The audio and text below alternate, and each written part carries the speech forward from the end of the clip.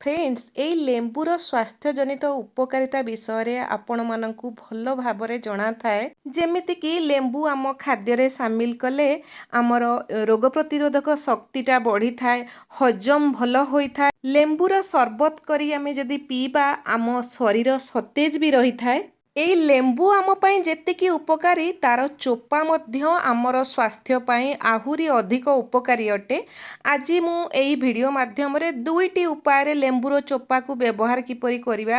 जणाइबी। लेंबूर चोपा रे मध्य vitamin C भरपूर मात्रा रे थाए फाइबर आमर स्किन रो हेल्थ पई लेंबू चोपा बहुत भल काम देई थाए वेट लॉस पई मध्य भल काम देई थाए कोलेस्ट्रॉल लेवल को बैलेंस करिबारे मध्य लेंबू चोपा साहाय्य करि थाए। आउ एई लेंबू चोपा रे एंटी कैंसर प्रॉपर्टीज भी अछि तेणु फ्रेश लेंबू चोपा को जोटा सतेज अच्छी पची जाई नहीं लेंबू से चोपा को नहीं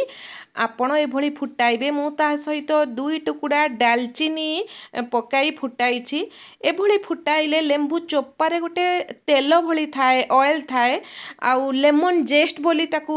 बहुत रेसिपी रे मध्य व्यवहार करा जाए से पानी रे मिसी जाए आउ डालचीनी मिसाई देले तार स्वास्थ्य जनित उपकारिता आहुरी बढ़ी जाई थाए।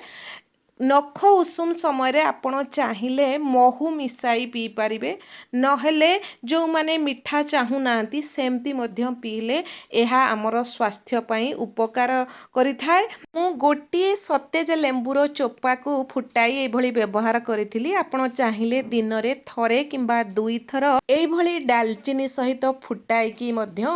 पी पारिबे। एही पानी अत्यधिक फैट को मेल्ट करिबारे मध्य सहाय्य करिथाए।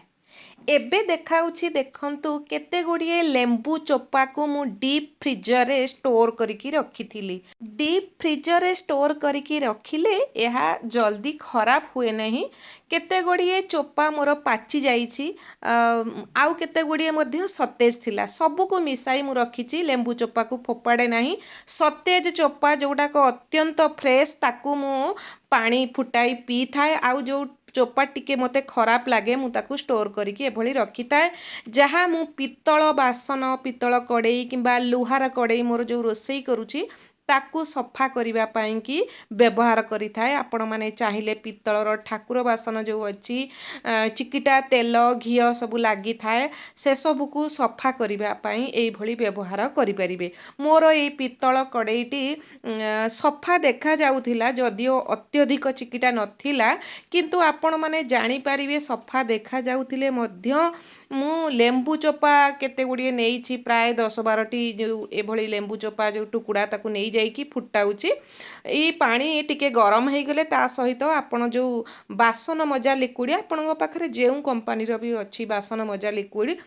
गोटे चामच मिसाई देबे आउ जदि आपण पाखरे व्हाइट विनेगार अच्छी ताकू मध्य गोटे चामच मिसाई पारंती जदि अत्यधिक चिकिटा होइछि। मोर ए कड़ेई अत्यधिक चिकिटा नथिला किंतु टिकिए जो तेल अंश घिओ अंश जो रोसई होला बेले रही जाई थाए ताकू सफा करिबा पई मु आपण मानकू देखाइछि आउ फुटी गला परे आपण माने जानि परिबे ता देह रे जो चिकिटा टिके भी थिला पानी रे मिसी गलानी पानी टिके भी तो मैला देखा जाउछि चिकिटा अंश रही थिला 5 ରୁ 7 मिनिट फुटी जिबा परे मुई पित्तल कड़ेई रु पानी गुड़िक लुहा कड़ेई को दे देइछि। मोर जो लुहा कड़ेई रोसई करे सेथिरे मध्य चिकिटा अंश थिला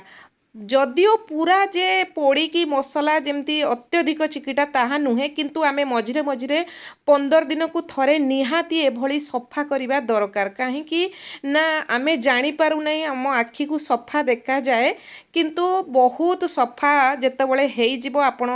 फरक जानी पारिबे जे आमे भाबुथिबा सफा कड़ेई रे मध्य केते मसला तेल घिओ चिकिटा रही थाए जहा कि आमे पुणी ता देह रे खाद्य प्रस्तुत कले से सबू मैला बा अपरिष्कार जिनिस चिकिटा पुणी आम खाद्य रे मिसिबार संभावना थाए जहाँ आम स्वास्थ्य पाई मध्य खराब अटे। ମୁଁ ଏବେ ପାଣି ବାହାର କରିଦେବା ପରେ ପିତ୍ତଳ କଡ଼େଇରେ ହାଲକା ଟିକେ ଯେଉଁ ଲିକ୍ୱିଡ଼ ବାସନ ମଜା ଲିକ୍ୱିଡ଼ ଟିକେ ନେଇକି ତାକୁ ପୁଣି ବାସନ ମଜା ସହିତ ମାଜିକି ସଫା କରିଦେବି, ଯାହାଫଳରେ କି ଆଉ ଯାହା ଲାଗିଥିବ ଟିକେ ଟିକେ ଚିକିଟା ତାହା ଛାଡ଼ିଯିବ। ଲୁହା କଡ଼େଇ ଆପଣମାନଙ୍କୁ ଦେଖାଇବି ସଫା କରିସାରିବା ପରେ ଯେଉଁ ଜାଗାରେ ପାଣି ଅଛି ଲୁହା କଡ଼େଇର ସିଏ କେତେ ପରିଷ୍କାର ହେଇଛି, ଆଉ ଯେଉଁ ଜାଗାରେ ପାଣି ନାହିଁ ଲେମ୍ବୁର ପାଣି ନାହିଁ ସିଏ କେଭଳି ଟିକେ ଦାଗ ରହିଛି। ମୋର ଏଇ ପିତ୍ତଳ କଡ଼େଇ ଦେଖନ୍ତୁ ପୁଣି ଆଉ ଥରେ ଟିକେ ମାଜି ଦେବା ପରେ ଧୋଇ ନେଇଛି, କେତେ ପରିଷ୍କାର ଦେଖାଗଲା। ଏହି କଡ଼େଇ ସବୁ ସଫା ହୋଇଯିବା ପରେ ସଫା କପଡ଼ାରେ ତାର ପାଣି ଯେଉଁ ଲାଗିଛି ଟିକେ ଟିକେ ତାକୁ ପୋଛିକି ରଖିଲେ ପାଣିର ବି ଗୋଟେ ଦାଗ ଏ ସବୁ ବାସନରେ ବା କଡ଼େଇରେ ରହେ ନାହିଁ। ତେଣୁ ସଫା କରିସାରିବା ପରେ ପାଣିକୁ ପୋଛିକି ରଖିବା ମଧ୍ୟ ବହୁତ ଜରୁରୀ। ଆଉ ଏବେ ଲୁହା କଡ଼େଇକି ସେଇ ଯେଉଁ ପାଣି ଥିଲା ତାକୁ ସଫା କରିଦେବା ପରେ 5-7 ମିନିଟ୍ ରଖିଥିଲି ଗରମ ପାଣି, ଆପଣ ଚାହିଁଲେ ଫୁଟାଇ ପାରିବେ ଅଧିକ ପାଣି ଦେଇ, କିନ୍ତୁ ମୁଁ ଆପଣମାନଙ୍କୁ ଫରକ ଦେଖାଇଛି ଯେଉଁ ଜାଗାରେ ପାଣି ଥିଲା ଲେମ୍ବୁର ଯେଉଁ ଫୁଟା ପାଣି ଥିଲା ସେ ଜାଗା କେତେ ପରିଷ୍କାର ହେଇଛି, ଆଉ ଯେଉଁ ଜାଗାକୁ ପାଣି ଛୁଇଁ ନଥିଲା ସେ ଜାଗା କିଭଳି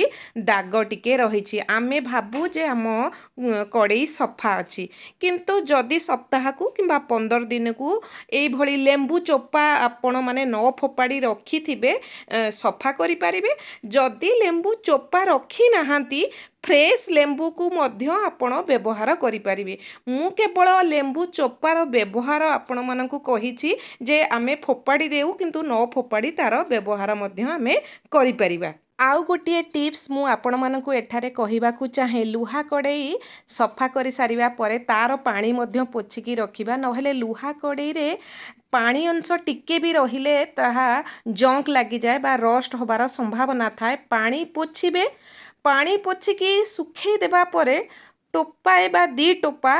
ତେଲ, ଯେକୌଣସି ଖାଇବା ତେଲ ଆପଣ ବ୍ୟବହାର କରୁଛନ୍ତି ତାକୁ ଟିସୁ ପେପର ହେଉ କିମ୍ବା କପଡ଼ା ସାହାଯ୍ୟରେ କଡ଼େଇ ଯେଉଁ ଭିତର ଯେଉଁ ସଫା ହେଇଛି ତା ଚାରିପଟ ଲେପ ଦେଇକି ଯଦି ରଖନ୍ତି ତାହା ଅଧିକ ଦିନ ଭଲ ରହିଥାଏ, ସଫା ରହିଥାଏ। ମୁଁ ଆଜି ଏହି ଭିଡ଼ିଓ ମାଧ୍ୟମରେ ଲେମ୍ବୁ ଓ ଲେମ୍ବୁ ଚୋପାର 2 ପ୍ରକାର ବ୍ୟବହାର ବିଷୟରେ ଆପଣମାନଙ୍କୁ ଦେଖାଇଛି ଏବଂ ବୁଝାଇ କହିଛି।